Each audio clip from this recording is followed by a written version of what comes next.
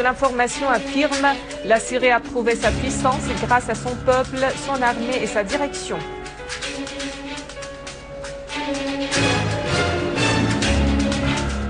Al-Muallem souligne « Ce qui se déroule en Syrie est une guerre contre le terrorisme et non pas une guerre civile ». Lavrov compte sur la tenue de Genève 2 mi-novembre prochain et appelle à des pressions sur l'opposition syrienne pour qu'elle y participe.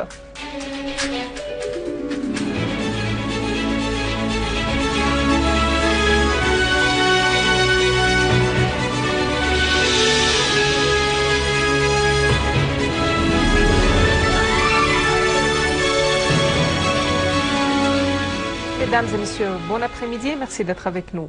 Sous le patronage du Premier ministre et le ministère de l'Information, un atelier de travail de 3 jours a été inauguré aujourd'hui sous le thème de l'information nationale et les défis actuels, et ce avec la participation d'un nombre de journalistes et d'analystes arabes et étrangers. Le ministre de l'Information, Omran Az-Zourbi, a inauguré l'atelier en s'adressant aux participants pour délimiter les points positifs et les défaillances de l'information nationale dans le but de développer ses performances. Az-Zourbi a affirmé que la Syrie a pu mener une campagne médiatique de grande envergure grâce à la cohésion de son peuple, son armée et sa direction, en obligeant le monde à écouter la voix de Damas. Aucune force étrangère ne pourrait faire chuter la Syrie, État, patrie et peuple, a insisté le ministre de l'Information, ajoutant que la décision syrienne ne sera jamais à la volonté des États-Unis ou toute autre puissance étrangère. Pour sa part, Elias Mrad, président de l'Union des journalistes, a affirmé que les journalistes sont partenaires dans la lutte antiterroriste et leur arme n'est que la raison et la vérité qui évincent la désinformation et les campagnes de propagande qui ont tenté de falsifier l'histoire. Les journalistes syriens ont respecté leur code d'honneur et l'objectivité, a-t-il insisté. Walid Al-Muallem, vice-président du Conseil des ministres, ministre des Affaires étrangères et des expatriés, chef de la délégation de la République arabe syrienne à la 68e session de l'Assemblée générale des Nations unies, a affirmé que l'arrêt des politiques hostiles à la Syrie est le bon sens dans le règlement de la crise en Syrie. Dans une allocution devant l'Assemblée générale de l'ONU, Al-Muallem a assuré que la Syrie avait adhéré à la Convention sur l'interdiction des armes chimiques CIAC pour confirmer au monde entier son engagement en rejet de tout usage de ces armes. C'est au peuple syrien seul de choisir sa direction, ses représentants, son avenir et la forme de son État, a-t-il indiqué. Le chef de la diplomatie syrienne a indiqué que les événements en Syrie accroissent les besoins humanitaires dans nombre de secteurs de première nécessité. Abordant la situation détériorée des Syriens déplacés dans les pays voisins, Al-Muallem a appelé les citoyens syriens à regagner leurs villes et villages loin de la situation inhumaine dont ils souffrent dans ces pays. D'autre part, Al-Muallem a indiqué que la Syrie insiste sur son droit naturel à récupérer le Golan syrien occupé jusqu'aux frontières de l'an 1967. Le chef de la diplomatie syrienne a indiqué que la Syrie réitère son appui au droit constant et légitime du peuple palestinien, notamment son droit au retour et l'établissement de son État indépendant avec Al-Quds pour capitale.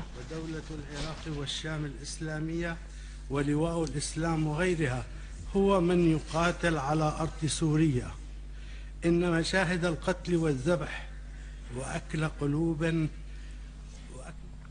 Le ministre russe des Affaires étrangères, Sergueï Lavrov, a affirmé que l'objectif de Genève 2 était de se mettre à la table de dialogue pour parvenir à une solution politique à la crise en Syrie. Dans un point de presse commun avec le président de l'Organisation de la coopération islamique, Ekmal Eddin Ihsanoglu, Lavrov a appelé les pays qui soutiennent l'opposition syrienne à exercer des pressions sur elle pour participer à Genève 2, prévue mi-novembre prochain.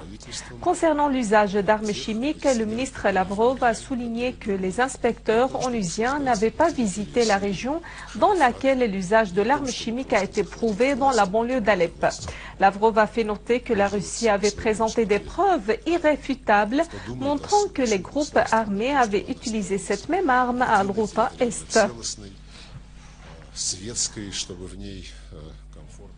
Pour sa part, le directeur du cabinet de la présidence russe, Sergueï Ivanov, a estimé que ce qu'il a appelé l'opposition syrienne raisonnable pourrait être invité à la conférence internationale sur la Syrie pour l'amorce du dialogue. Dans un entretien avec des médias russes, Ivanov a indiqué que l'Occident avait pris d'ores et déjà conscience de la nécessité de classifier l'opposition et de cesser de fournir d'armes aux extrémistes, soulignant que la guerre en Syrie n'est plus entre gouvernement et opposition. Si l'Occident fournit les armes à l'armée libre, rien n'empêchera que cette arme se trouve enfin sous le contrôle du réseau terroriste d'Al-Qaïda, a fait noter Ivanov. Alexis Borodavkin, représentant permanent de la Fédération de Russie auprès de l'Office des Nations Unies et des autres organisations internationales basées à Genève, a appelé à la levée des sanctions économiques imposées à la Syrie, soulignant que les sanctions unilatérales avaient attisé la situation humanitaire dans ce pays. Cité par le site web Russia Today, Borodavkin a indiqué dans un communiqué que le côté russe avait envoyé des centaines de tonnes d'assistance humanitaire urgente aux Syriens déplacés dans les pays voisins de la Syrie, soulignant la disposition de la Russie à poursuivre l'octroi de ces assistances. Il a fait savoir que la Russie avait transféré au Haut Commissariat des Nations Unies pour les affaires des réfugiés 10 millions de dollars en tant qu'aide aux Syriens déplacés au Liban et en Jordanie.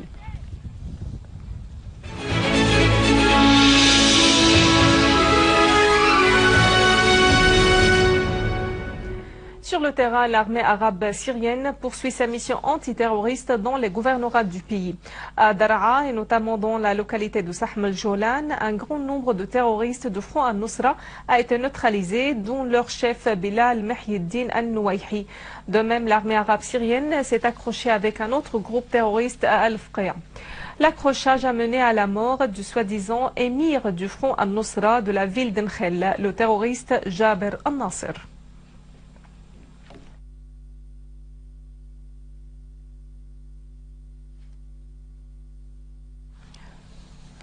À l'attaquer, l'armée arabe syrienne a pourchassé plusieurs terroristes dans le gouvernorat. Parmi ces terroristes recherchés figurent des ressortissants égyptiens, koweïtiens, libanais et jordaniens qui ont été pourchassés dans les 3 villages d'Al-Rawda, Al-Rabi'a et Dorin au nord du gouvernorat de l'attaqué. L'armée a également détruit de roquettes de type Grad et une grande quantité d'armes et de munitions. En Irak, 2 personnes ont été tuées alors que 5 autres ont été blessées dans un attentat terroriste à la voiture piégée qui avait visé le bâtiment de la direction de la lutte contre les explosifs à Tikrit. Une source à la police irakienne a affirmé que cet attentat a été succédé par une attaque aux obus de mortier et aux armes moyennes et légères, ce qui avait fait de tuer et nombre de blessés. La même source a ajouté que les accrochages entre les hommes armés et les forces de sécurité se poursuivent à la périphérie de la direction et des immeubles voisins. Cette attaque a eu lieu un jour après une série d'attentats terroristes aux voitures piégées dans nombre de quartiers à Bagdad, faisant 51 tués et 155 blessés. En Palestine occupée, le jeune homme palestinien Ismail Hanjara, âgé de 36 ans, était tombé en martyr par balle de l'occupant israélien alors qu'un autre Palestinien a été arrêté au nord de la bande de Gaza. Dans une nouvelle tentative de resserrer l'étau sur les Palestiniens qui souffrent d'un blocus imposé depuis des années, les forces de l'occupant ont tiré 4 obus sur les fermes à l'est de la localité de Beit Hanoun, au nord de Gaza, et causant un incendie. Après l'échec du Congrès américain de voter sur le budget, les agences gouvernementales ont enrayé leurs actions par un ordre de la part de la Maison-Blanche pour que les États-Unis commencent leur exercice sans budget. À l'ombre de la divergence entre les positions des républicains et des démocrates, le président américain Barack Obama a été choqué en raison du rejet par le Congrès du nouveau projet de loi adopté par la Chambre des députés. Les amendements mis par les républicains sur le dit projet n'avaient pas convaincu les démocrates qui avaient avorté le projet par 27 votes. Après 10 minutes du vote, les États-Unis étaient entrés dans une paralysie gouvernementale qui est le pire depuis 17 ans. Les Américains ont commencé à récolter les résultats de l'échec du vote puisque 800 000 employés fédéraux de plus de 2 millions ont été mis dans un congé coercitif non payé d'ici jusqu'à date indéfinie, alors que le nombre d'employés dans les administrations sera réduit au minimum. La fermeture des services est l'une des deux crises qu'affronte le gouvernement américain, car le 17 du mois en cours, l'autorité du département du Trésor américain d'emprunter des fonds pour financer les engagements des dettes va finir si le Congrès ne lèvera pas le plafond des dettes américaines. Avant de clore ce journal, un rappel des principaux titres.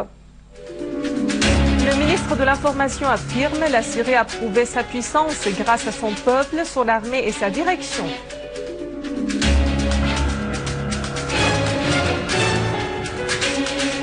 Al-Muallim souligne ce qui se déroule en Syrie est une guerre contre le terrorisme et non pas une guerre civile.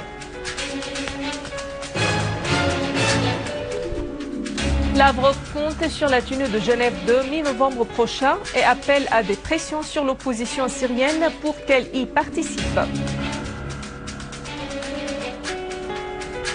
Mesdames et messieurs, c'est la fin de notre édition. Pour la revoir, visitez notre site web syriaonline.sy. Merci à vous, merci à toute l'équipe de rédaction et de technique.